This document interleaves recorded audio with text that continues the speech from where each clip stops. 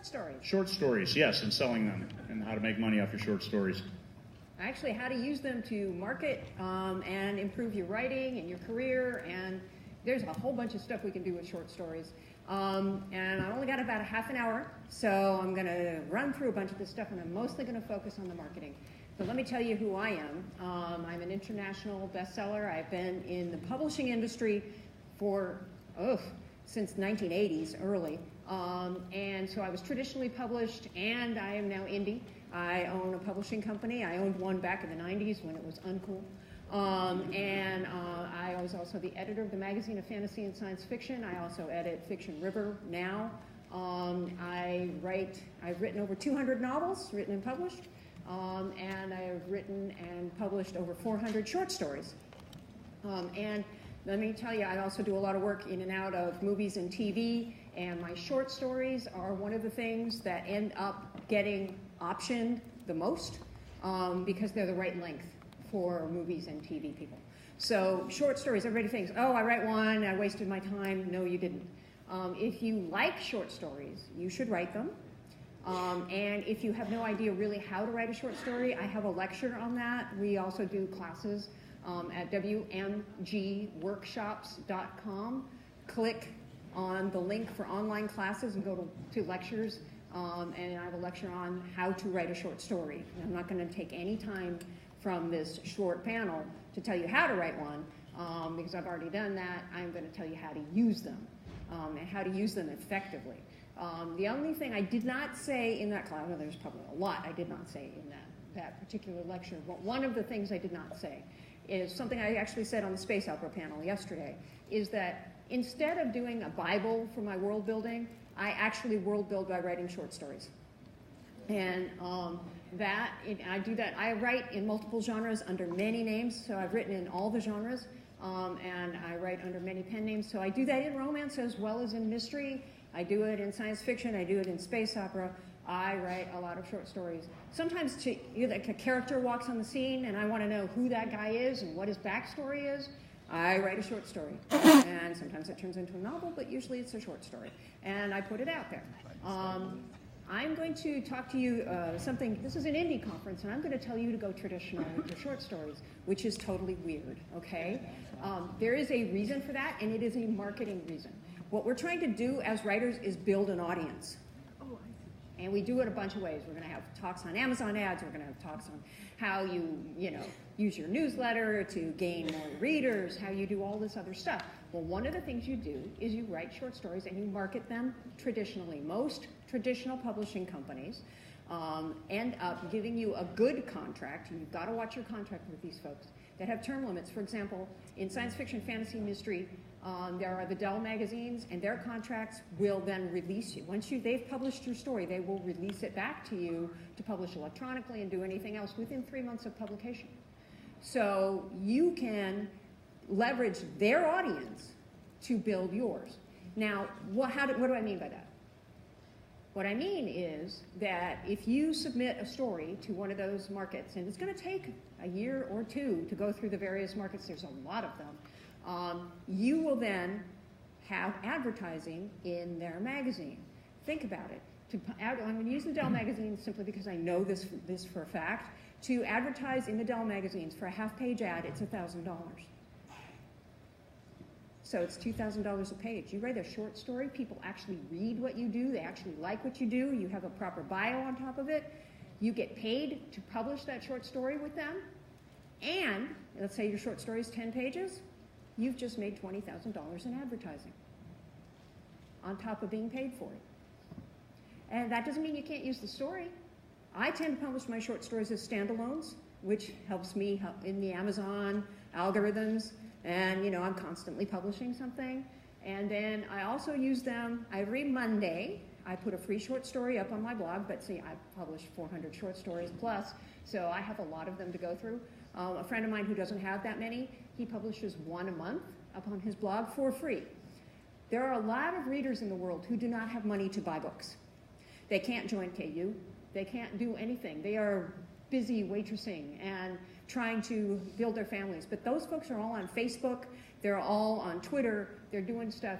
And they are so grateful to have a free short story that then they publish the fact that they're, they retweet it, they do all this other stuff, they say thank you, and once they start making money in the world, they become your most rabid fans. It is an amazing thing. I did not know that happened because one of the hardest things about publishing my short stories on my blog every week, and I take them down, and they're only up for a week, and then another new one comes up, is nobody says anything. They don't respond. They don't say anything. You can see your numbers kind of go up, but were they visiting my weekly business blog or on Monday, or were they actually, I never go deep into those numbers because I have a life. And so, I just say, okay, that's what's going on. It turns out that they're actually reading the short stories. And they tell me later, they'll say, I read a romance short story of yours, and I'm a science fiction reader, and I thought I'd hate romance. But I actually really loved it, and now I read a ton of romance. It's like, wow. So you get all that anecdotal evidence back and forth, and people will say things like, I read your business blog, and then I decided that because I read your business blog every week, I should see if you actually are a real writer. So I read your short story and went, wow. And then they start reading my other stuff. So short stories are probably the best loss leader you can have. Now, I'm assuming you guys know what a loss leader is, but I will just give you the one definition. In marketing, what a loss leader is something you give people for free so that they will then come into the rest of your ecosystem and your world. A free short story is one of the best, because if you believe in your work, then they are going to, the first one is free, and folks will come and they will read more of your stuff. Now, the other thing about the loss leader is you can use it for a whole bunch of other things. You don't just publish it the one time and it's gone. You don't just write it for somebody's anthology and it's gone. You bring it back up. So right now on my website, which is KRIS Writes, WRITES.com, I have a short story up. It's called On the Trail. It's a romance that I wrote for a friend of mine who is a romance editor. It is about the election.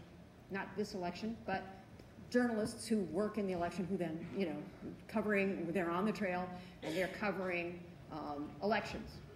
Gee, why did I put that up this week? I don't know. I have a story that my fans have requested that I put up every Thanksgiving. I'm like the only writer on the planet who has written a Thanksgiving story. It's called Pudgygate. I put it up every Thanksgiving because my readers absolutely love that story. And the weird thing about the free short story every Monday is if people like it, they buy it. I had no clue that happened until I started looking at my numbers and I went, why is that short story, which is up for free, selling? It's because people read it, they know I take it down when the next one comes up, and they don't know how they're going to find it again. So if they really love it, they buy it. Who knew? A lot of my short stories, as I said, are in my series, and so somebody says to me, I'm doing an anthology. I'd like a reprint of yours. It's an anthology of reprints. Would you like to have a story in there? And often I will take a short story from my series and put it in that anthology I have. It's just yet another way of doing marketing. I don't have to write a new short story. It's already there. It already exists. They reprint it. Readers don't mind that you're new to them because it's just like doing a book bundle or anything else. If you end up in somebody else's anthology, you're being bundled on a topic with a bunch of writers that, somebody's going to come in and read it because, say, George Martin is in it, and there's your story. And so suddenly some of George Martin's readers are going to come and read your story. And if they like it, and that's the gamble, they will go on and read your work. This is where I'm going to stop and tell you that as an editor, one of my biggest frustrations about writers is they don't understand that short stories are marketing tools. And so when I put an issue of Fiction River together, and I ask my writers, I say, who are in that thing, I say, send me your bio. They tell me they live in Oregon with 6 cats and 5 children, and they went to school at Harvard, and I don't care. What I want is that they are the author of, 10 novels in X series, and this is their website, and how do you find their work? And maybe the last line could be, she lives in Oregon with 6 cats and 5 children. But that's only one line of it. You want to do it as a marketing thing so that when people finish that story and go, wow, that was the best thing in this anthology. I really love that story. How do I find more? Well, you find more by looking at that bio, and then they go to your website or they go wherever they're supposed to go, where you pointed them to, so that they can find more. Same if you publish your stories as standalones. In the back, you have all that information. Newsletter, website, all the stuff that I'm sure you've been hearing all week. And you make sure that's there because, and what other stories you have, maybe 4 or 5 that are related to this, if they're in the series or in the same subgenre, people will go find them. You're still not done. You publish it standalone, then you can publish your own collection, and there is a difference. I know this drives me batty. An anthology is a group of short stories by people who are different writers. A collection is a group of short stories by the same writer, okay? So make sure you label that correctly. Most writers don't. You didn't publish an anthology if it's only of your stuff. Okay. You published a collection. And you can publish as many collections as you want. And you can shuffle them around. You can publish a collection of short stories that are cat stories, and then let's say 3 of them, and the cat stories are science fiction stories. Those 3 cat stories can go into a collection of science fiction stories, and one of them is a fantasy story, and one of them can go in your fantasy collection. So you can build as many as you want. So in that time, when you're spending that time between novels, you're writing this novel and you've got 3 months where there's nothing being released, you can repackage your short stories, you can market them in a different way, you can use them for all kinds of stuff. I just wrote a short story for a British website. They wanted something on beauty. Okay, so I wrote a short story for them on beauty, and they're going to end up promoting my stuff through this whole area that has nothing to do with writing. They just thought they needed content to bring people there, so they're using one of my short stories. And so I can then, you know, I asked her if I could do a reprint. I said no, but other things, I can market that story if I want to other websites and say, hey, would you like to reprint this story as, you know, for your makeup website, your beauty website. I know a lot of writers who do that. Again, I have a life of 400 short stories, so I don't do that as much as I should, probably. But it happens in reverse. That's the other thing, is that short stories, in particular, are really great ways to get yourself into foreign marketplaces. Now, there's a website that is not one of mine. It's called smithwriter.com. That's Doug Smith, not Dean. And Doug has an entire thing on his site about how to market to the foreign markets. Doug has made a living for something like 25 years as a short story writer. And he has how you market your stories to foreign markets. The thing is, English is the international language of business.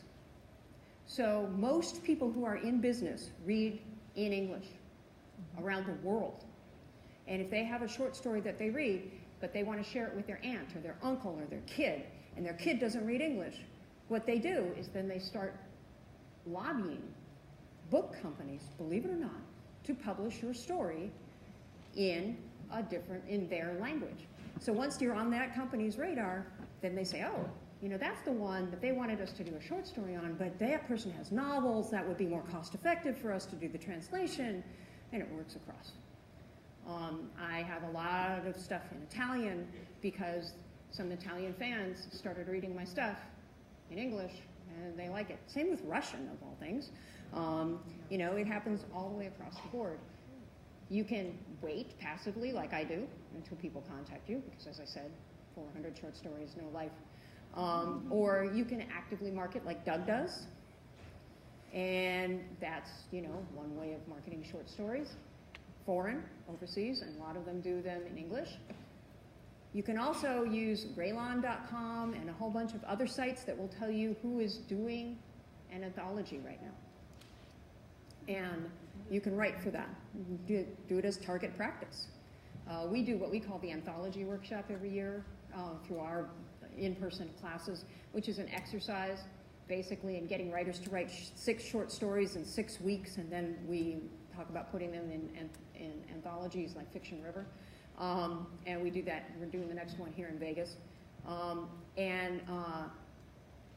It's a great exercise in stretching yourself as a writer and learning how to write things that you don't normally write, and bringing in, other aspects of your writing that you can then take to whatever you're working on and learn it in other ways. But, we never show up on places like Rayline because we don't advertise it, but a lot of anthologies do. And they also, if you go to Kickstarter and Indiegogo and everything else, a lot of publications will, as one of their perks of their Kickstarter, have an open call at submission. Strange Horizons, I think they just maybe have like 3 hours left on their Kickstarter. That's part of their Kickstarter right now. So you can, go, and if you join them as part of the Kickstarter, then you become part of the open submission. It's a really cool thing. And so you can use short stories in a whole variety of ways to increase your career. And they shouldn't take you much time. Now, I know some of you had creative writing classes, and some of you have MFAs.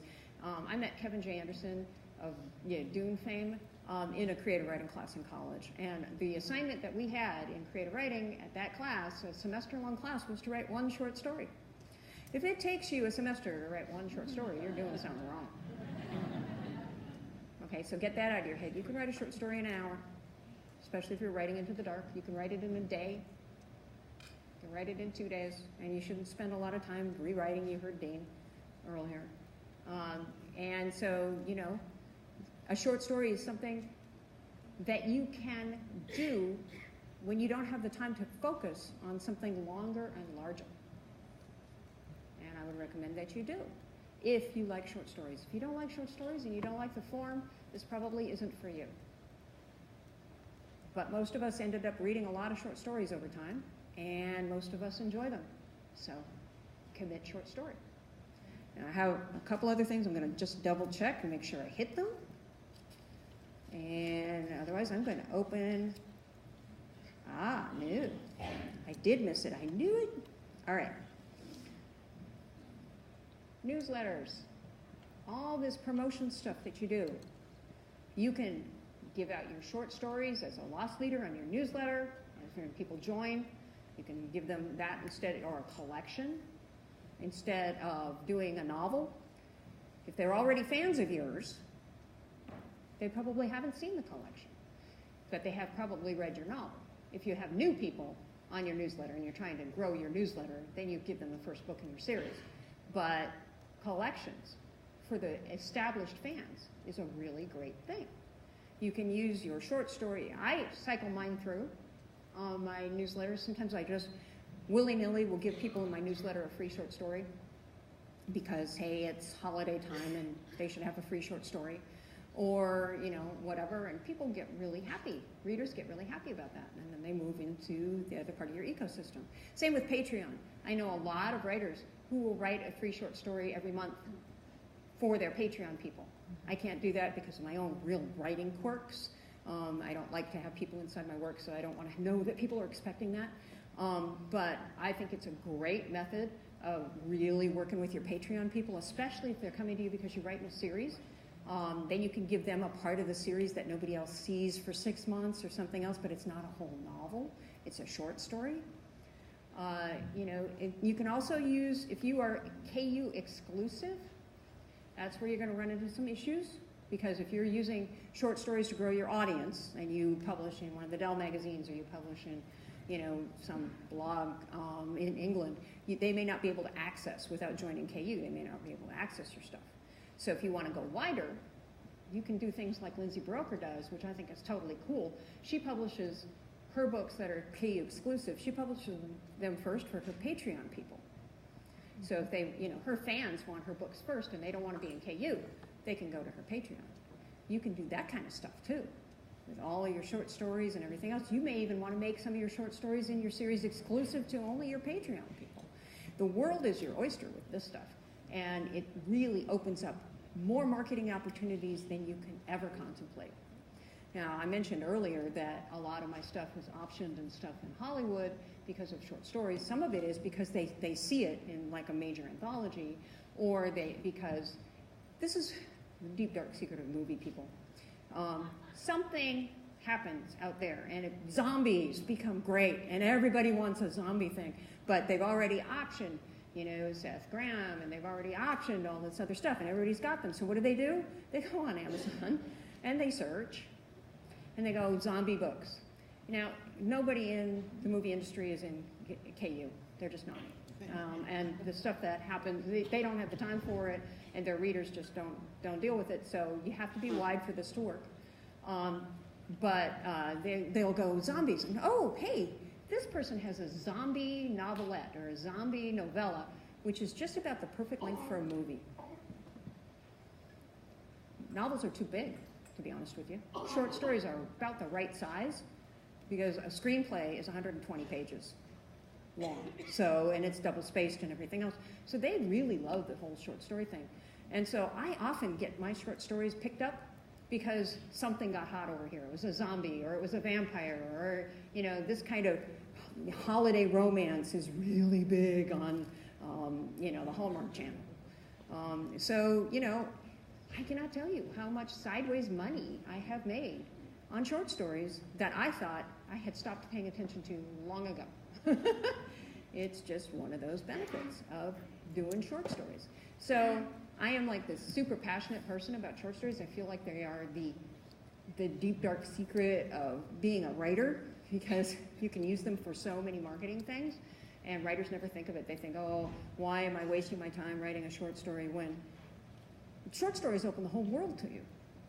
And they get people to, how many of you have stood in line at the bank and you're reading something on your phone? Short stories are perfect length, especially if you look at the Amazon things. It says a 10-minute read, and you think, oh, I'm going to be in this line for at least 10 minutes.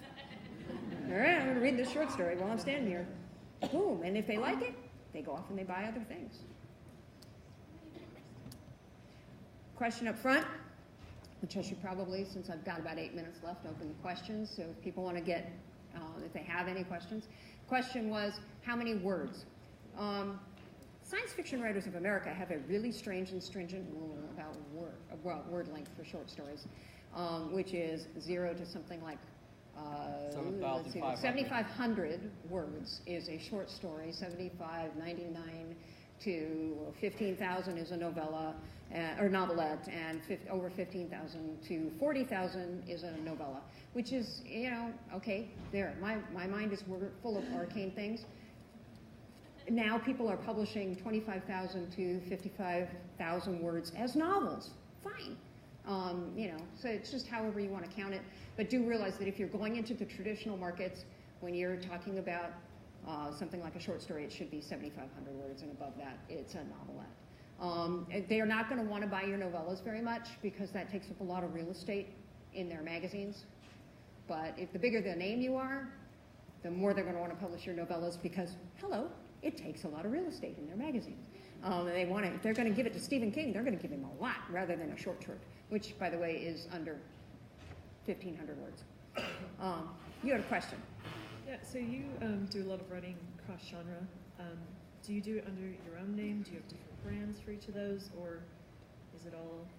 Because I've heard conflicting information on whether... There's a lot of good and conflicting information, and stuff is changing all the time. I write under multiple names. Some of that is because I started writing in the 80s, and pen names were essential if you jumped from, say, romance to science fiction. You had to, because the whole numbers game in traditional publishing could take me 3 hours to explain to you, but it's about that. So I have 2 established pen names, Kristine Grayson in paranormal romance and Chris Nelscott in mystery, in addition to Kathryn Rusch, which is kind of my umbrella name. If I were starting now as a writer, I would think long and hard about whether or not I have a pen name. I have a number of other pen names that I do use, because I don't have the luxury of some of you people have, of being exclusive, for example, because I have been wide my entire career, and so I piss off readers if I go exclusive. But I have some pen names that are exclusive, and I don't tell anybody who they are, and I use them for experimentation. And I also, because I'm a weird writer and we all have weird insecurities, there's a couple of things I don't want anybody to know I even think about, let alone write about, and those are also my pen names. If you're not that weird, I would say don't worry about pen names. Unless you're writing erotica and middle grade, you're going to need pen names. So yeah, and I do branding for all of them. It's all different. So over here. So do you create individual, how do you handle the covers if you're publishing a bunch of standalones? Well, I have a publishing company, in which Dean and I founded. I'm married to Dean Wesley Smith, in case those of you don't know that. We founded in 2009 when we realized this indie thing was going to go. We'd already had a publishing company in the early 90s, and we realized that we did all our covers up front, he and I. He did most of them. I kind of like pointed and said that art. Then we ended up hiring a graphic designer to do most of our covers. So yes, we do individual covers, we use stock art, we do all of that stuff, but I have now farmed it out to somebody else to do all of that, and she's marvelous. And fortunately, she gets to think about most of that stuff. I don't, but yes, you will need to do that. You don't have to spend tons of time. I mean, I still have on barnesandnoble.com, which I cannot pull down, a PowerPoint cover from 2010 on a short story that is still in the top 10 cat cozies on Barnes & Noble, and I'm not going to touch it. It has a completely different cover everywhere else, but there, I'm not going to touch it. So, you know, people buy what they buy. Yeah. Kristine, my favorite short story of all time is the incident at Owl Creek Bridge. Oh, I love that short story. I wanted to ask you, yours, and tell you when I was young, literary dilettante, we were told that should be, the Purloined Letter or the Tumbling Frog of Calaveras County. Now that I'm old and still wondering, what it is that makes a short story great, because let's face it, when we get to our age, life is a short story. And unfortunately for a lot of our young people today, it's an even shorter one, which is no joke. And I hear and read that George Saunders has become a literary lion. And I really think that he should be, because he's not just a great writer, but a teacher. And you seem to have that same kind of, thank you. Yeah, well, you're welcome. So you want to know my favorite short story? Particularly, and then if you like George Saunders, tell us why he is so good, and if not, what you think, why he's become so successful in that genre. Well, I don't read a lot of George Saunders, but the other stories you've mentioned, Occurrence at Owl Creek Bridge, which is one of my favorites, and The Jumping Frog of Calaveras County, and all of those things. The reason we remember them is because they're powerful. Short stories are one big punch of emotion, and they're often a good story. Story. That's what we are, guys. We're not writers, we're storytellers. And so as storytellers, we need to focus on the story as well as the characters and everything else. But we also have to give the emotional payoff. And every story he listed had an emotional payoff. My favorite short story are actually short novels. Long-term short novels now is what we'd call novellas. Rebecca by Daphne du Maurier, which I reread all the time, and The Great Gatsby, which is published as a novel, but it's really about 25,000 words. It's not very long at all. And then there are other short story writers that I absolutely love. I am a big short story fan. So you had a question, sir, over here. I'm going to get his questions, and we end on one last thing, and then I will. I guess back to what you said. How did you find out people seeking out short stories? My book of short stories. I'm just curious. Best place to go to hopefully get some traction. Get some traction as a short story writer or as a writer? No, as an interest or somebody to hopefully get lucky and market it. Somebody I would say go to Raylan, RALAN.com. I'm sure a number of other people have. Duotrope is another one. .com. They let you know where all the stuff is being marketed. Also, take a look at Year's Best Mystery, Year's Best Science Fiction, Year's Best American Short Stories. They have a whole series of those, and in the back they list where they got all of their short stories from. Now, with the Best American Short Stories, you always have to look to see if they pay in the back, because they're usually non-paying markets, and I don't believe as professional writers we should ever give anything to a non-paying market. So you have to doubly, check that out. But that's a really great place to start. It's the back of all of those, because they list all the places, and you'd be surprised how many there are. So I guess we're out of time. I got 23 seconds, so I'm going to use them to say thank you very much for listening.